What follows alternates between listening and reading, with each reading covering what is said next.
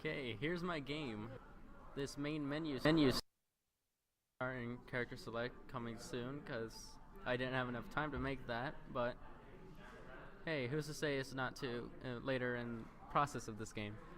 Anyways, if I click here start, these two options fade in to play the tutorial or to simply skip the tutorial. I'm gonna play the tutorial so I could like explain the game. So here I have I can move around, and I also have like a crosshair so I know where I'm shooting. So I don't like just like, well, obviously I have the mouse, but like if this is on like the Xbox or something, I wouldn't be able to see where I'm actually aiming. Here I could left click to shoot arrows, and I could just dodge hazards. I also made the upper body and legs two different sprites, so one could be doing a running animation while the other one's shooting. I also gave him 3 different abilities, which can be used by E, Shift, and Q.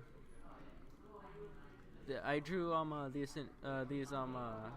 these ideas for like these controls from a game called Overwatch, which is a really good game.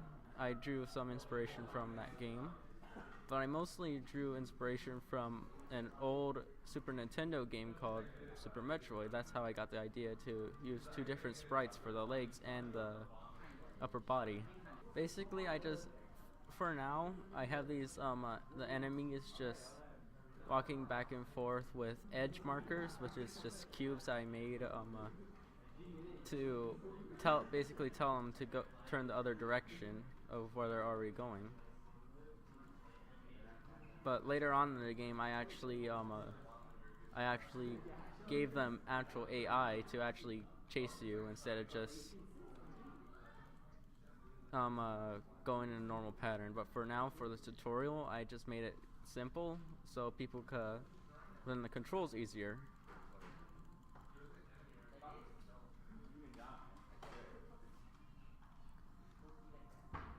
And congratulations, or I don't think I spelled that right. Now I'm gonna go to the actual first level, and the rain effect actually took a lot longer than you would think. I had to make the sprites, had to make the animation of it hitting on the floor, and I also gave it a programming where it randomly spawns from the beginning of the layout to the last bit. Also, I did the same thing, but I also limited it to where it only falls through that little hole down there.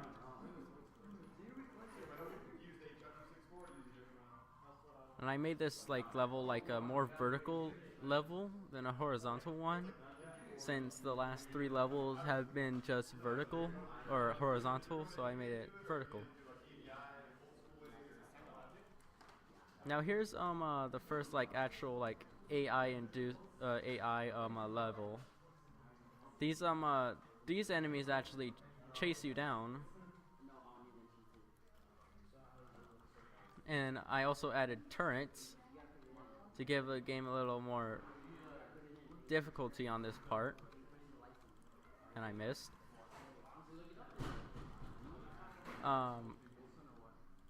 Basically, I have it shoot to you, but not have the bullets constantly follow you, because that's not how bullets work. You don't have to destroy the turrets, but I'm not gonna actually destroy the turrets because that takes way too long.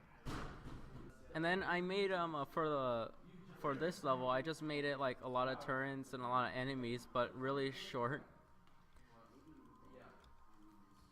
And then this is the first boss level, which is actually the only boss level in this version, which is like a spider cyborg thing. And what I did with this, what I actually did with this is give it a random chance of using different attacks, so it's not predictable. It could just like use different attacks different times, and you can't tell which one he's gonna use. Making a game a lot more difficult than just like shoot the enemy. You also have to worry about the guys he spawns in, the spiders and the dummies. Then you also have to worry about like his attacks too, like what the eye lasers, they point to you, and but they point to you once once they're created, so you have a chance to move out of the way. But it could still catch you off guard, and you could still get hit, and they do a lot of damage, so want to be careful of that. There, I defeated the boss, and that little explosion, like going off screen type of thing, that's another thing I got the idea from Super Metroid. And here's the end credits. Pre-alpha, because I'm planning on actually making this more of an actual game. But as for now, this is all there is for now. And here's all the people who worked on it. Yeah.